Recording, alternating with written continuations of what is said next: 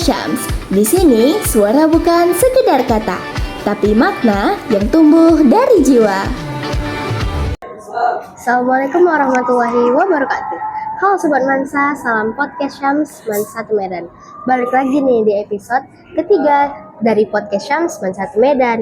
Di mana di sini suara bukan sekedar kata, tapi makna yang tumbuh dari jiwa. Nah, kata pepatah, kalau nggak kenal maka nggak sayang. Maka perkenalkan, nama saya Nur Aisyah dan mari kita sapa narasumber kita pada hari ini. Hai semuanya, perkenalin nama aku Anissa Fitra Zulmi. Kalian semua bisa panggil aku Nisa. Halo semuanya, perkenalin nama aku Zalfa Saki. Kalian bisa panggil aku Zalfa. Nah, hari ini kita bakal ngomongin soal Gen Z nih. Generasi yang katanya bakal nyelamatin dunia, tapi ujungnya malah ngacak-ngacak alur cerita malin kundang. Daripada yeping, mending kita langsung ke pertanyaan aja. Nah, Nisa, Zalfa, kalau misalkan kalian disuruh jelasin definisi Gen Z ke orang yang gak punya internet, kalian jelasinnya tuh bakal gimana? Kalau aku disuruh jelasin definisi Gen Z ke orang yang nggak punya internet, yang pertama aku bakalan bilang dari yang paling dasar dulu. Aku bakalan bilang kalau Gen Z itu adalah generasi yang lahir di antara tahun 1997 hingga 2012. Gen Z tumbuh dan berkembang dengan perkembangan teknologi yang semakin canggih yang membuat mereka dari kecil terbiasa dengan adanya HP, internet, media sosial, dan lain sebagainya. Gen Z juga dikenal sebagai generasi yang lebih terbuka karena mereka nggak segan-segan untuk menyuarakan pendapat mereka mengenai kesehatan mental, keadilan sosial, lingkungan, dan isu-isu atau hal-hal yang dianggap tabu dibahas pada generasi sebelumnya. Mereka menggunakan media sosial itu bukan cuma hanya sebagai hiburan, tetapi sebagai bentuk menyuarakan keresahan. Kalau menurut Nisa, ada nggak yang mau ditambahin? Kalau menurut aku Gen Z ini tuh juga tipikal orang yang kreatif. Mereka tuh punya banyak ide-ide dan juga penemuan sih, lebih kayak ke pemikiran yang mungkin sebelumnya itu nggak pernah difikirkan oleh generasi sebelumnya.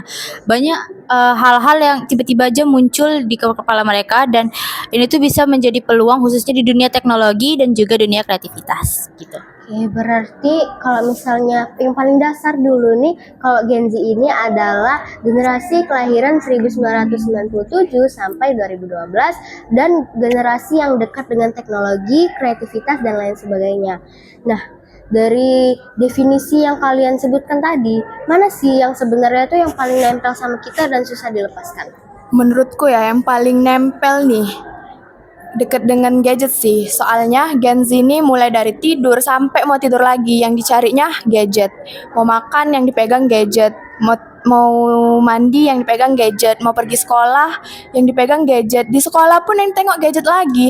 Tapi justru hal tersebut melahirkan sifat inovatif dan kreatif di dalam diri mereka. Soalnya nih ya, karena mereka dekat dengan gadget, mereka jadi bisa membuat konten-konten kreatif di TikTok, YouTube, Instagram, dan platform lainnya. Itu aja sih dari aku. Oh gitu. Berarti kalau misalnya kita bisa bilang nih, gadget itu separuh hidupnya Gen Z ya. Ya benar banget. Nah, Yang selalu membersamai Gen Z dimanapun itu. Asik. Iya. Terus kalau misalnya dari semua sifat tersebut, kedekatan dengan gadget, sebenarnya itu buat kita membantu atau sebaliknya? Kalau menurut aku pribadi ya, sebenarnya kedekatan kita dengan gadget ini tuh nggak yang sepenuhnya menguntungkan, nggak sepenuhnya merugikan. Jadi ini tuh ada di tengah-tengah, tergantung bagaimana cara dia berperilaku. Nah, kan seperti tadi tuh, mereka dekat dengan gadget dan selain itu mereka juga memiliki banyak ide-ide dan juga pemikiran baru. Nah, jadi ide-ide mereka ini itu nggak hanya tertanam di otak. Dengan adanya gadget ini, itu bisa menjadi alat penunjang supaya ide-ide mereka ini bisa terrealisasikan. Bisa direalisasikan dengan konten, dengan desain dan banyak hal-hal lain yang bisa didapatkan di gadget dengan kita mencari tahu dan segala macam.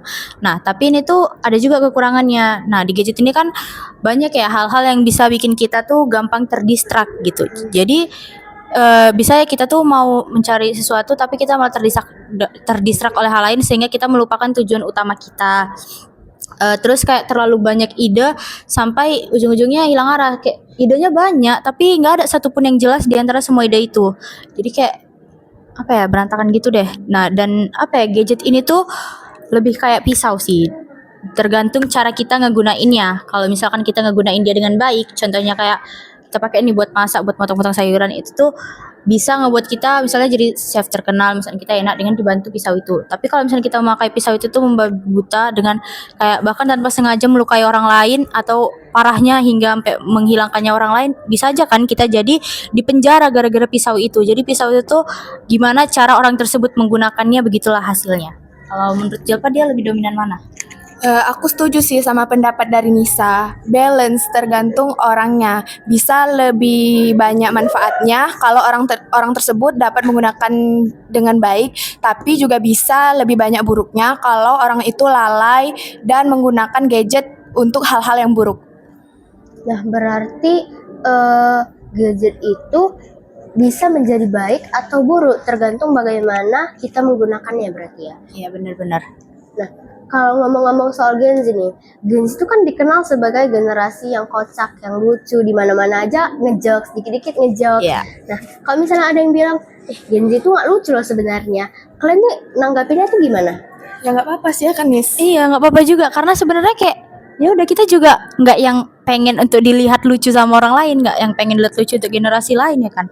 Kayak ya udah, kami hanya menjadi diri kami sendiri. Kalau misalkan mereka melihat kami sebagai wah Gen Z ini orang-orang yang lucu ya, oh ya udah nggak apa-apa. Terus kalau mereka ngira apa sih Gen Z ini nggak ada lucu-lucunya, ya nggak apa-apa juga karena di sini tuh nggak ada yang diuntungkan, nggak ada yang dirugikan. Mau Gen Z lucu ya udah nggak apa-apa, nggak lu nggak rugi kok, nggak juga nggak untung kan, ya gitu. Dan kami hanya jadi diri kami sendiri gitu loh. Kalau pengen bercanda, kalau enggak ya nggak? Ya benar-benar. Oke gitu ya, berarti balance ya, bisa kayak ya udah gitu. Kalau misalnya ya menurut gua lucu, menurut lo ya udah terserah gitu. Nah, terus sebenarnya Gen Z itu dari lubuk hati kalian yang paling dalam nih, Gen Z itu sebenarnya cuma pengen didengerin atau pengen dimengerti nih? Kalau menurut aku Gen Z ini tuh ya mau dimengerti dan juga mau didengar. Gini loh, kalau misalkan aku nih cerita sama Jalpa ngedengerin apa yang aku cerita dan baik, apa dia ngedengerin cerita tentang aku nih gimana, pasti pelan-pelan dia juga bakal paham aku itu tipe orang yang gimana. Jadi intinya kalau dia mendengarkan dengan aku dengan baik, dia pasti bisa memahami aku. Dan dia nggak mungkin bisa paham aku tuh orangnya gimana kalau dia itu nggak tahu apa tentang aku, dia nggak pernah dengerin aku. Jadi ini tuh harus seimbang.